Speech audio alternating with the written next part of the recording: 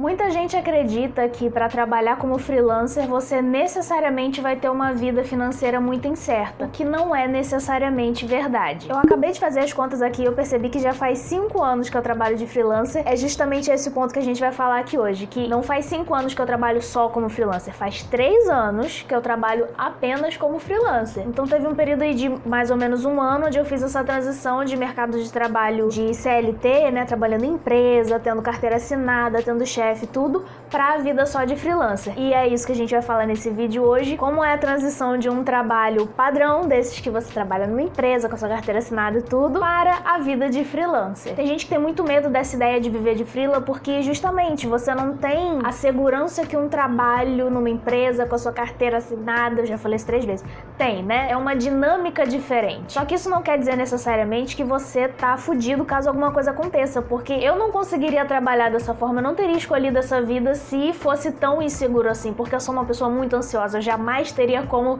trabalhar de uma forma completamente insegura assim, sem saber como é que vai ser o mês seguinte. Eu sei quanto eu vou ganhar no mês que vem, eu sei quanto eu vou ganhar no próximo mês, assim como o mês passado eu sabia quanto eu ia ganhar esse mês. Porque a minha organização de trabalho e a minha organização financeira foram feitas para isso, para eu ter estabilidade, porque eu sou uma pessoa que gosta de estabilidade, eu preciso de estabilidade para conseguir funcionar. Então eu planejei toda a minha forma de trabalho para que eu pudesse ter essa estabilidade. Mas lá no começo eu não sabia muito bem como é que poderia ser isso, até porque lá no começo eu trabalhava realmente de uma forma bastante instável. Então quando eu comecei a pegar freela, foi numa época que eu tava desempregada, ou eu tava no finalzinho da faculdade, ou eu tinha acabado de me formar. E aí, como eu já contei no outro vídeo de como eu comecei nessa vida de edição de vídeo, inclusive vai ficar aqui na descrição esses vídeos sobre a história da vida dos editores de vídeo, como eles começaram nesse ramo e tal. A questão é que eu fiquei por 1 ano, mais ou menos, trabalhando assim de maneira muito insegura, porque eu ainda não tinha me planejado o suficiente para ter uma estabilidade profissional, porque eu tava começando, eu nem sabia direito como fazer isso nessa época,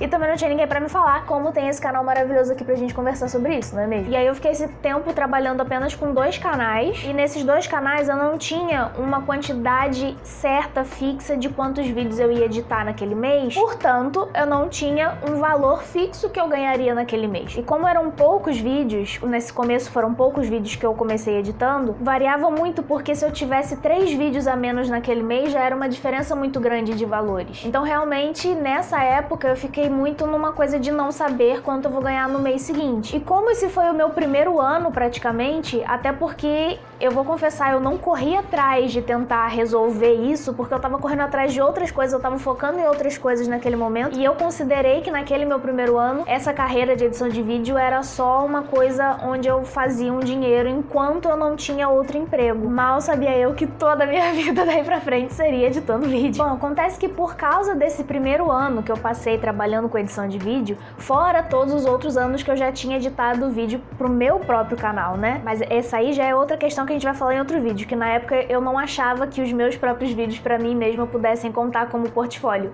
O que não faz o menor sentido, porque conta sim. Mas a gente vai tocar nesse assunto especificamente de portfólio num próximo vídeo. Inclusive, se você quiser, pra eu saber que você quer, né? Porque se ninguém quiser, também não vou fazer. Você comenta aqui falando que você quer um vídeo falando sobre o portfólio. É muito bom que eu tenha passado esse primeiro ano, mesmo que incerto, trabalhando assim com esses 2 canais e fazendo vídeos esporadicamente, quando eles precisavam, se eles precisassem de uma edição extra, né? Alguém a mais pra ajudar com eles nos vídeos. Acabou que assim eu tive um portfólio de clientes e não só dos meus próprios vídeos. E como eu estava editando para clientes, isso me forçou a melhorar cada vez mais a minha edição, coisa que eu não me esforçava tanto assim quando eram os meus próprios vídeos. Isso é mais um erro aí que você pode aprender com os meus próprios erros para não cometer também. Não edite de qualquer jeito só porque é o seu próprio vídeo. É bom que você se esforce sempre a melhorar, porque você está treinando, né? E com os vídeos dos clientes eu me sentia na obrigação, e realmente estava, de melhorar a minha edição. Então eu me esforçava, mas eu editava cada vez melhor e eu via essa evolução na edição. Esses próprios clientes comentavam essa evolução na edição, e aí eu já me senti mais confortável e mais segura de usar aquilo como portfólio. Eis que eu fiquei sabendo de uma vaga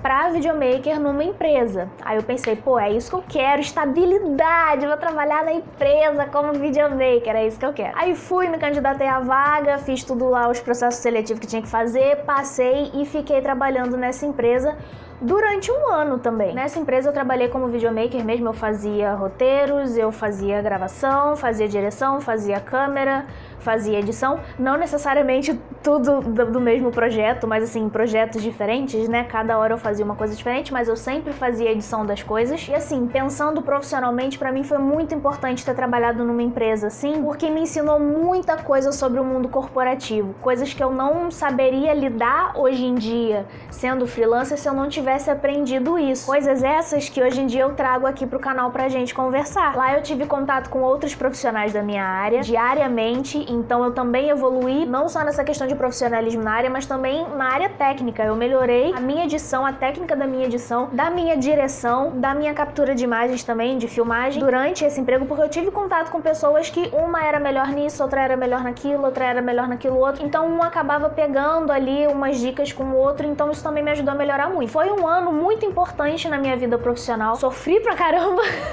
mentalmente, mas eu entendo que foi muito importante sim pra minha evolução profissional. Só que o que aconteceu?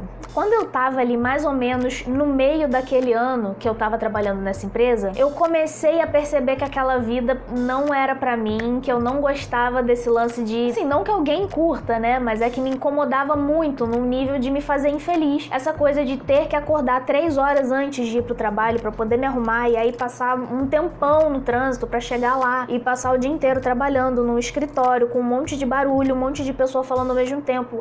Era um escritório de conceito aberto, então era tipo um grande andar sem paredes, onde todo mundo trabalhava ao mesmo tempo e conversava e tal. E ao mesmo tempo que isso é bom pra muitas coisas, também é ruim pra algumas outras coisas. Super estimulado, assim, você tá sempre acontecendo um monte de coisa ao seu redor, então é difícil manter o foco em uma coisa só. Ainda mais quando você tem que escrever alguma coisa, um roteiro, alguma coisa assim. Quando você tá tendo que criar alguma coisa, escrever alguma coisa, é muito mais difícil porque você é obrigado a ficar ouvindo música enquanto você faz isso, mesmo que você não queira, porque senão você tá ouvindo ali o que todo mundo tá falando ao mesmo tempo e fica muito difícil de se concentrar. Então comecei a perceber que eu perdia tempo demais no trânsito, eu trabalhava mais horas do que eu deveria, eu não ganhava por essas horas a mais que eu trabalhava, eu preferia muito mais lidar diretamente com o cliente do que com o chefe, eu ganhava menos do que o meu trabalho valia e a minha saúde mental estava indo para a puta. E aí eu vi que realmente essa vida não ia ser sustentável a longo prazo pra mim, eu não ia aguentar por muito tempo sem surtar, porque além de todo o estresse do dia a dia, eu ainda me sentia muito revoltada com o fato de eu não ganhar tanto quanto o meu trabalho deveria valer. Isso me causava muito mais estresse ainda e eu ficava muito mais revoltada e eu queria muito menos ir pro trabalho todos os dias. Eu percebo que hoje em dia tem uma cultura de reconhecimento de trabalho nas empresas mais novas e considera-se o reconhecimento do trabalho do profissional elogiá-lo. Assim, elogio é bom, é legal você perceber que o seu trabalho tá agradando, o seu chefe chegar e elogiar o teu trabalho é muito legal, mas elogio não paga boleto, elogio não paga qualidade de vida, elogio não paga terapia.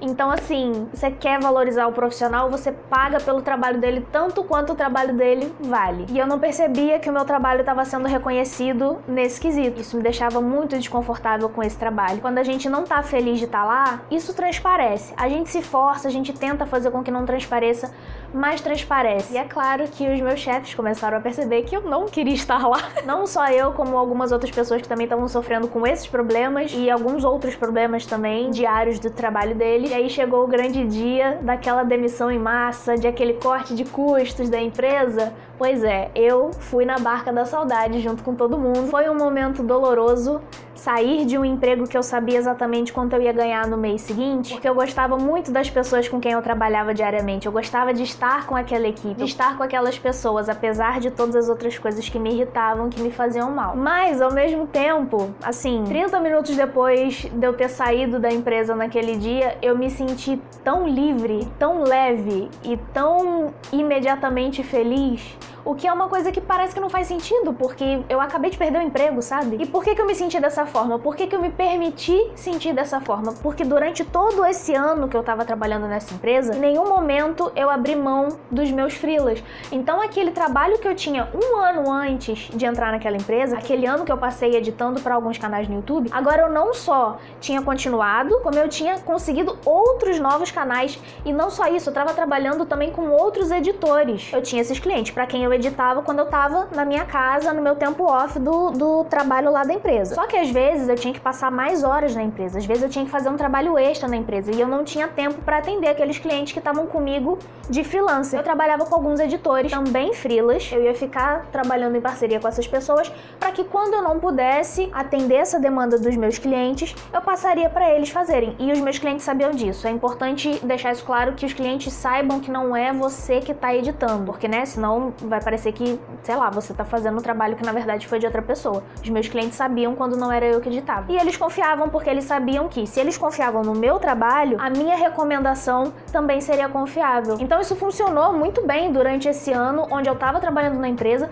para eu conseguir manter o meu trabalho de freela em segundo plano, com o suporte de outros editores nos quais eu confio no trabalho e acho que tinha uma qualidade de trabalho tão boa quanto a minha. Então, quando eu saí dessa empresa, eu não tava com uma mão na frente ou outra atrás. Eu tinha o meu trabalho ali em segundo plano, que apesar de naquele momento eu não conseguir fazer tanto dinheiro quanto eu fazia na empresa, foi questão de poucos meses para conseguir transformar esse trabalho de segundo plano em um trabalho principal, que na verdade é o que eu faço até hoje, porque eu fui entendendo como é que essa vida de freela funcionava, eu fui conseguindo me estabilizar, eu fui conseguindo formar pacotes e atrair clientes que também buscavam estabilidade. Porque também é muito difícil pro cara que é youtuber contratar um editor e ter certeza absoluta que o cara vai entregar certinho na data certa, com o mínimo de alterações necessárias possíveis. Então o fato deles confiarem em mim, deles também quererem a estabilidade de me ter ali, era uma via de mão dupla. Eu queria estabilidade, eles queriam estabilidade, então a gente gerava isso um pro outro. No dia seguinte da minha demissão, eu já tava aqui sentada trabalhando 8 horas por dia, porque eu não tinha abandonado completamente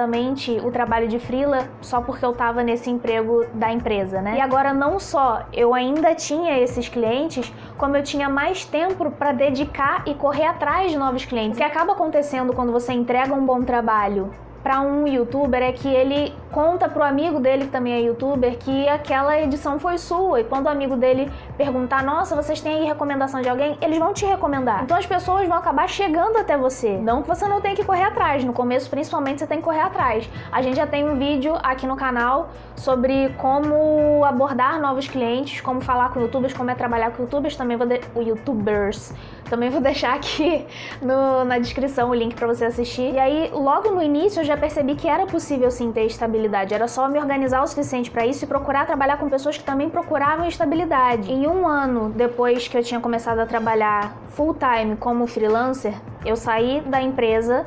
Um ano depois, trabalhando como freelancer, eu já ganhava o dobro do que eu ganhava na empresa.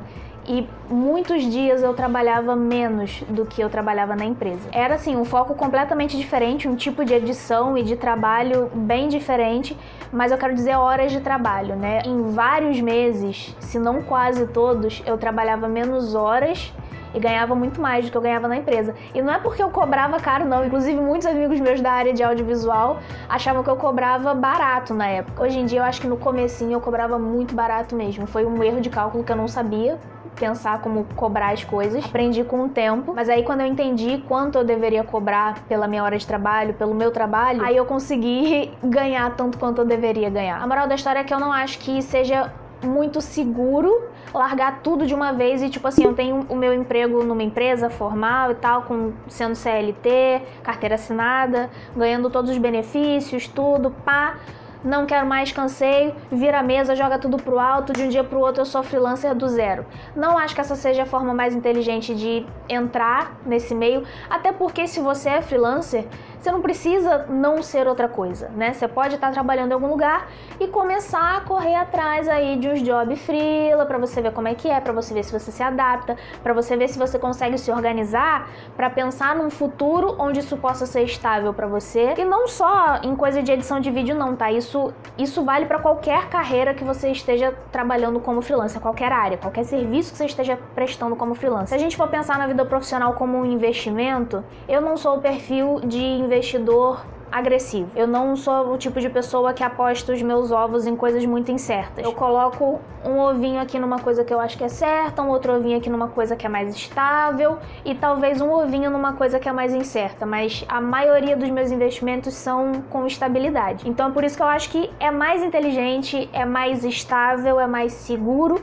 você fazer uma transição do que uma mudança bruta, entendeu? Então, se você já não tá feliz com o teu trabalho, você já tá pensando em virar freela, antes de você sair do seu trabalho, faz essa transição, começa a pegar trabalhos aí, freelancer. Vai ser difícil porque você vai trabalhar as suas horas de trabalho normal, mais horas extras que você vai estar trabalhando na sua casa, com os seus freelas, vai perder alguns finais de semana, não que agora faça muita diferença porque nós estamos em quarentena, acho que é um ótimo momento, mas começa a fazer essa transição para que seja uma coisa suave, não só pro teu bolso, mas também pro teu psicológico, porque imagina, um dia você tem toda a estabilidade e no outro dia você não sabe o que fazer. Então, se você fizer isso de uma forma mais suave, é muito mais fácil de você conseguir conquistar a estabilidade que você quer. Eu acredito que se você fizer tudo com calma, com planejamento, sem se afobar, sem ter medo do que você tá fazendo, porque quando a gente planeja, a gente não precisa ter medo. A gente tá planejado, a gente tá organizado, a gente considerou o cenário bom, o cenário médio e o cenário merda. Eu acho que é muito possível sim você ter uma vida de freelancer que seja estável. Eu tenho. Se eu tenho, é porque é possível. Se você quer saber de mais algum assunto específico sobre essa vida toda de freela, de edição de vídeo, de tudo, deixe comentários sobre o que você quer que eu faça um vídeo sobre, porque aqui é assim, você fala o que você quer e eu faço um vídeo sobre isso. Até o próximo vídeo e tchau!